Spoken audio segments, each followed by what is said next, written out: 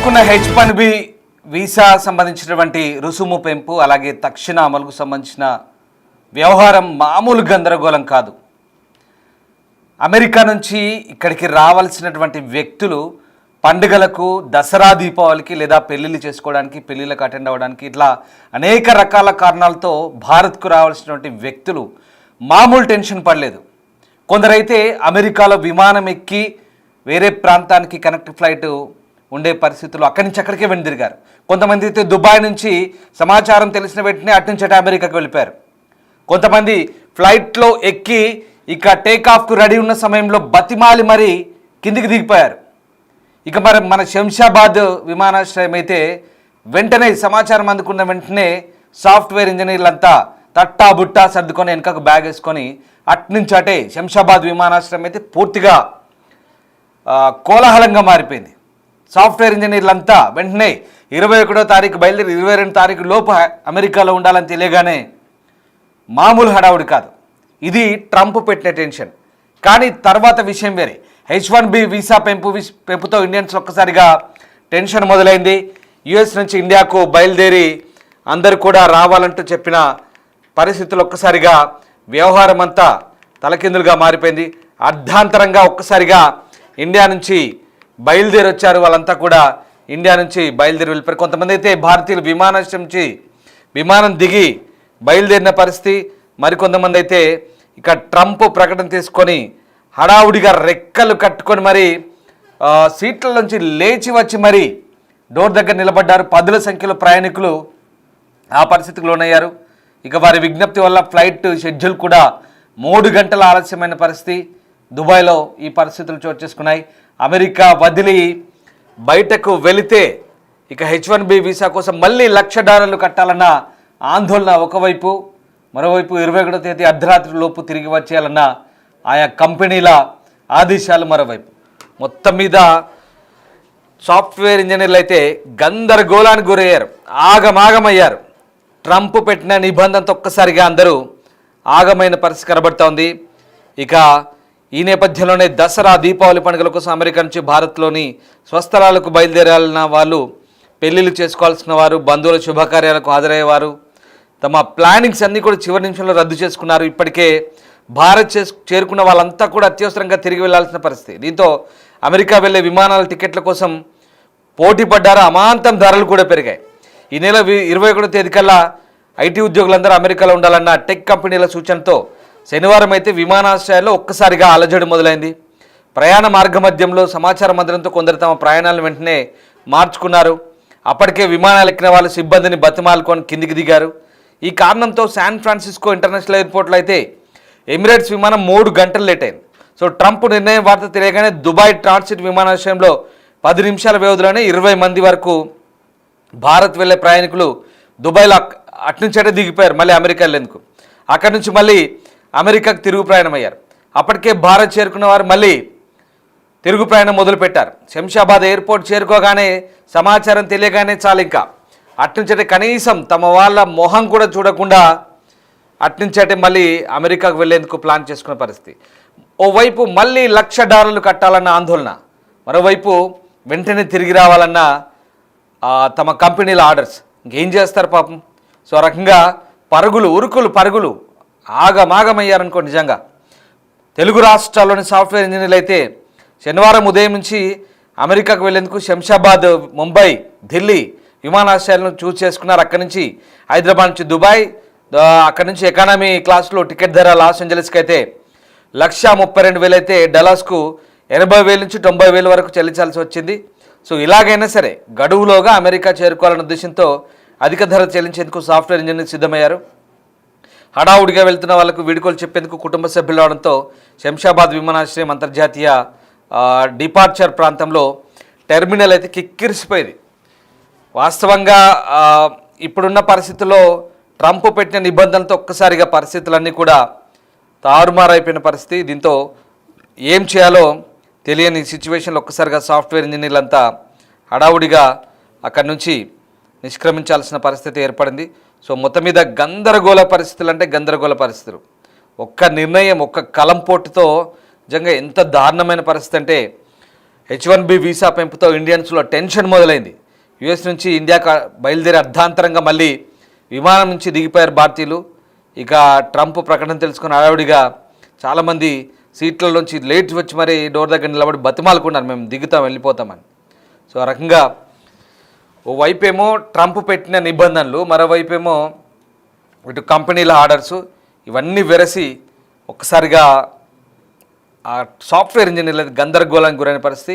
So మొత్తం మీద America అధ్యక్షుడు ట్రంప్ వాణిజ్య మంత్రి హోవార్డ్ లుత్నిక్ H1 వీసాపై అయితే చేసిన ప్రకటన ఇంత గందరగోళాన్ని దారితీసింది. దీంతో వైట్ హౌస్ మళ్ళీ క్లారిటీ ఇచ్చింది. సో ఇదంతా ఒక ఎత్తు కదా, తర్వాత క్లారిటీ ఇచ్చింది. మళ్ళీ వైట్ హౌస్ క్లారిటీ ఇచ్చి $1,00,000 one time fees American time ప్రకారం 21 తేదీ మొదలయ్యాక అర్ధరాత్రి 12 తర్వాత నుంచి ఇది అమల్లోకి వచ్చిందంటే మన టైం ప్రకారం ఉదయం 9:30 నుంచి అమల్లోకి వచ్చింది.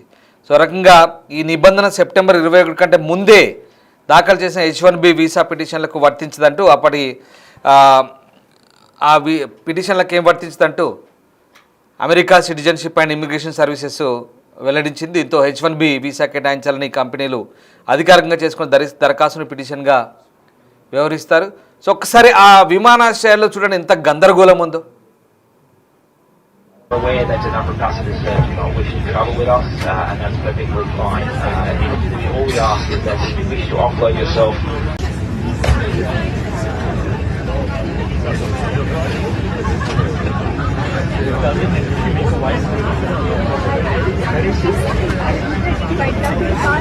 due to the current circumstances, obviously that are unprecedented for us here at Emirates.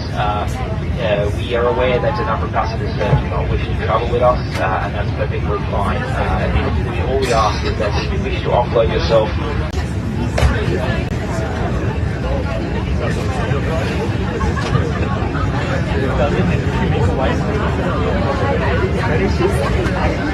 చూసారుగా ఎంత టెన్షన్ పడుతున్నారో పాపం. అయితే ఇప్పటికే ఆమోదం లభించిన పిటిషన్లు కూడా దీని పరిధిలోకి రావని ఇప్పుడు చావు కబురు చల్లగా చెప్పారు. తర్వాత ఇక ఇప్పటికే H1B వీసా చెల్లుబాటులో ఉన్న వాళ్ళు కూడా అమెరికాకు రాకపోకలు సాగించవచ్చు, ఏమి ఇబ్బంది ఉండదంటూ దానికి సంబంధించిన డిపార్ట్మెంట్ డైరెక్టర్ జోసెఫ్ ఒక మెమోలో వెల్లడించారు. ఈ గైడ్లైన్స్కి అనుగుణంగా అధికారులు నిర్ణయాలు తీసుకోవాలని సూచించారు. ప్రస్తుత వీసాదారుల ప్రయాణ హక్కులపై ఎట్లాంటి ప్రభావం ఉండదని చెప్పారు. సో దానికోసం ఇప్పుడు ఇండియన్ ఎంబసీ H1B వీసా ఫీజును భారీగా పెంచడంతో నెలకొన్న ఇబ్బందికర పరిస్థితుల నేపథ్యంలో మన ప్రభుత్వం స్పందించింది. మన ఎంబసీ ఒక హెల్ప్ లైన్ అయితే ఏర్పాటు చేసింది. సో 1-202-2 మళ్ళీ చెప్తున్నాను +1-202-550-9931 మళ్ళీ చెప్తున్నాను +1-202-550-9931 ఈ నంబర్కు ఫోన్ చేయొచ్చు లేదా వాట్సాప్ చేయాలని సూచించింది. భారతీయులకు మాత్రమే అత్యవసర సహాయం పొందడానికి అవకాశం ఉంటుందని, H1B వీసాలో అత్యధికంగా మన వాళ్ళే దాదాపు 72% ఉన్నారు కాబట్టి ఖచ్చితంగా ఈ పరిస్థితులు ఉంటాయని చెప్తోంది. సో ఏకంగా 88 లక్షలు ఫీజు పెంచింది కాబట్టి ఇక అది 22 తర్వాత దరఖాస్తు చేసుకున్న వాళ్ళకు వర్తిస్తుంది, 21 లోపు చేసుకున్న వాళ్ళకు ఏం ఇబ్బంది ఉండదని చెప్పారు. సో ట్రంప్ ప్రకటనపై సంతకం చేసిన కొన్ని గంటల్లోనే అమెరికాలోని భారతీయుల్లో విస్తృతమైనటువంటి భయాందోళన, గందరగోళం, ఒక రకమైనటువంటి ఆందోళన. సో ఇదంతా కూడా అమెరికన్ చట్టసభ సభ్యులు, నాయకులు దీన్ని నిర్లక్ష్యంగా అభివర్ణించినప్పటికీ చాలామంది స్వదేశానికి విమానాలు ఎక్కడానికి అప్పటికే వెయిట్ చేస్తున్నారు. భారతదేశంలో అనేక మంది తిరిగి రావడానికి ప్రయత్నించినప్పుడు చివరి నిమిషంలో ఆ ప్లానింగ్స్ అన్ని కూడా రద్దు చేసుకున్నారు. ఇమిగ్రేషన్ లాయర్లు, కంపెనీలు, H1B వీసాదారులు, కుటుంబ సభ్యులకు హెచ్చరికలు జారీ చేసిన వెంటనే ఇదంతా కూడా పరిస్థితి చాలా దారుణంగా మారింది. నిజంగా చెప్పాలంటే అసలు ఈ $1,00,000 అనేది వన్ టైం ఫీజు మాత్రమే వైట్ హౌస్ ప్రకటన చేసిన తర్వాత ఇదంతా కూడా చాలామంది మళ్ళీ ఈ టికెట్లు రద్దు చేసుకోవాల్సి వచ్చింది. చాలా దారుణం. అసలు ఒక్కసారిగా అందరూ కూడా ఈ సోషల్ మీడియాలో ఇవన్నీ పోస్టులు పెట్టడంతో అంతర్జాతీయ మీడియాలో వార్తలు వచ్చాయి. ఒక్కసారిగా పరిస్థితి అంతా కూడా దారుణంగా మారింది. సో డొనాల్డ్ ట్రంప్ చేసిన హడావుడి అంతా ఇంత కాదు. సో మొత్తం మీద ఈ వీసాల వ్యవహారం అయితే ఇప్పుడు గందరగోళాన్ని దారితీసిన తర్వాత కొంత క్లారిటీ అయితే వచ్చింది. సో ఇంకొక విషయం ఏంటంటే H1B వీసాల ఫీజును $215 నుంచి $1,00,000 పెంచుతూ అమెరికా అధ్యక్షుడు ఈ ట్రంప్ తీసుకున్న నిర్ణయం ఆ దేశ లేబర్ మార్కెట్ను తీవ్రంగా ప్రభావితం చేయబోతుంది. కొన్ని రంగాల్లో దిగ్గజ సంస్థలకు ఇది చాలా సమస్యగా మారబోతుంది. అంటే ఏటా 85,000 మంది H1B వీసాలను జారీ చేస్తుంది ఇది. సో దీనికి అదనంగా మరొక 20,000 వీసాలను అక్కడి ఉన్నత విద్యా సంస్థలు చదువుతున్న వారికి ఇస్తున్నారు. ట్రంప్ నిర్ణయం నేపథ్యంలో వివేక్ రామస్వామి, ఎలాన్ మస్క్ విదేశీ ఉద్యోగుల సేవలను కంపెనీలు వాడుకోవడాన్ని సమర్థిస్తున్నారు. ట్రంప్ నిర్ణయాన్ని అక్కడ కంపెనీలు న్యాయస్థానాల్లో సవాల్ చేసే ఛాన్స్ ఉంది. సో అమెరికాలో దీనికి ఏది ఎఫెక్ట్ పడుతుందంటే ఎక్కువ శాతం కంప్యూటర్ రంగాలకే ఎఫెక్ట్ పడే అవకాశం ఉంది, టెక్నాలజీ మీద ఎఫెక్ట్ పడే అవకాశం ఉంది. US citizen and immigration services USCIS చెప్తోంది. సో ఆ రకంగా ఇంజనీరింగ్, ఆర్కిటెక్చర్, సర్వే రంగాలు 10%తో రెండో స్థానంలో ఉన్నాయి. సో ఆ రకంగా కంప్యూటర్ రంగంలో కస్టమ్ ప్రోగ్రామింగ్ దీనికి అత్యధికంగా వీసాలు అడుగుతుంది. అమెరికా టెక్ దిగ్గజాలు ఎక్కువ శాతం వీసాలు దక్కించుకుంటాయి కాబట్టి గూగుల్, మైక్రోసాఫ్ట్, మెటా, యాపిల్ కంపెనీలకు ఎక్కువగా ఎఫెక్ట్ పడే అవకాశం ఉంది. సో రకంగా అమెజాన్, మెటా, యాపిల్, ఆల్ఫాబెట్ కంపెనీలతో పోలిస్తే చిన్న కంపెనీలు, స్టార్టప్లు ఇవన్నీ H1B వీసాలు తీసుకునేందుకైతే ఇక ఖచ్చితంగా వెనుకడుగేస్తాయి. చిన్న కంపెనీలకైతే పెద్ద దెబ్బ.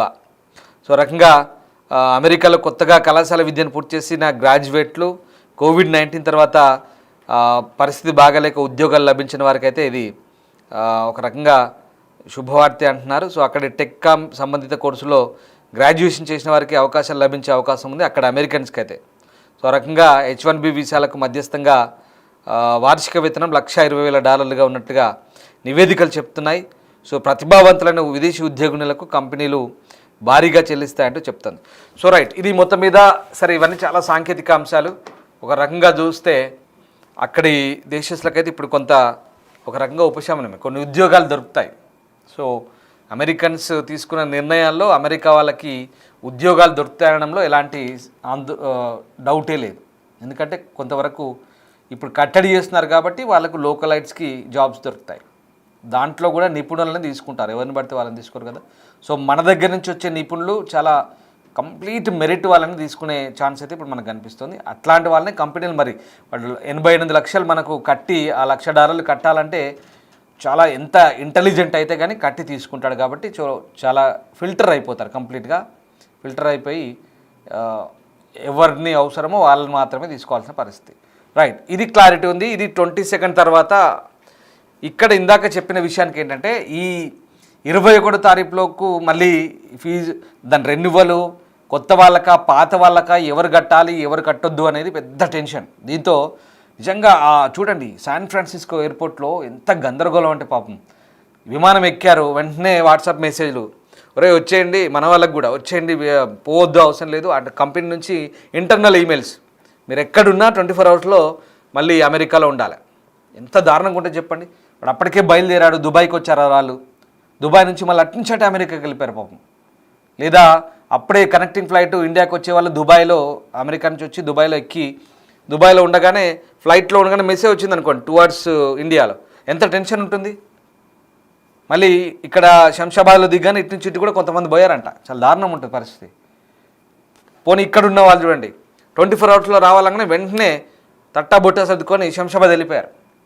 చాలా దారుణం. శంషాబాద్ ఎయిర్పోర్ట్ కూడా కిటకిటలాడిందంట 24 అవర్స్లోపు వచ్చేయాలని చెప్పేసి. తర్వాత ఈ క్లారిటీ వచ్చింది, అట్లాంటిది ఏం లేదు, రాకపోకలు సాగించవచ్చు, అప్పటిదాకా ఉన్నటువంటి వాళ్ళకి ఎట్లాంటి ఇబ్బంది లేదు, కేవలం కొత్త వాళ్ళకి ఇవన్నీ కూడా నిబంధనలు ఉంటాయని చెప్పేసరికి మళ్ళీ ఊపిరి పీల్చుకున్నారు. చూడండి ఎంత దారుణం. దసరా వచ్చింది, దీపావళి వచ్చింది, రకరకాల శుభకార్యాలు ఉంటాయి, పెళ్ళిళ్ళు ఉంటాయి, లేదంటే ఏదైనా బంధువులలో ఫంక్షన్లు ఉంటాయి. వీళ్ళందరూ మళ్ళీ ఎంత గందరగోళం అంటే రద్దు చేసుకున్నారు. మళ్ళీ ఇంకా ఇదే అదునుగా భావించి ఒక్కొక్కరికి 80-90 వేల లక్ష రూపాయలు ఎక్స్ట్రా చెల్లించాల్సి వచ్చింది టికెట్ల కోసం, డిమాండ్ వచ్చింది. సరే వాడు పోనీ, ఎందుకంటే ఆ 88 లక్షల కంటే 1-2 లక్షలు పోయినా పర్వాలేదు కదా, అది పరిస్థితి. సో అందుకోసమని అందరూ ఎక్స్ట్రా కట్టైనా సరే వచ్చేసారు. ఇప్పుడు మళ్ళీ అమెరికా చేరుకున్న వాళ్ళు మళ్ళీ ఏం చేస్తారు చూడాలి. మళ్ళీ సెలవులు యూజ్ చేసుకోవడానికి మళ్ళీ వస్తారా పోతారా అనేది వాళ్ళ విచక్షణ బట్టి ఉంటుంది. కానీ మొత్తం మీద అయితే షాక్ గురయ్యారు పాపం, ఇబ్బంది పడ్డారు, చాలా ఇబ్బంది పడ్డారు, చాలా గందరగోళం. ట్రంప్ తీసుకున్న నిర్ణయం నిజంగా ఎంత గందరగోళాన్ని క్రియేట్ చేసిందంటే మరి అదేదో ముందే ఒక క్లారిటీ ఇస్తే అయిపోయేది. కానీ ఈ గందరగోళం మధ్య అందరూ ఎయిర్పోర్ట్లో చిక్కుకొని అటు ఇటు ఊగిసలాడుతూ పాపం ఇబ్బందులు పడ్డారు. ఒకసారి ఆ ఎయిర్పోర్ట్ సిచ్యువేషన్ మళ్ళీ చూడండి.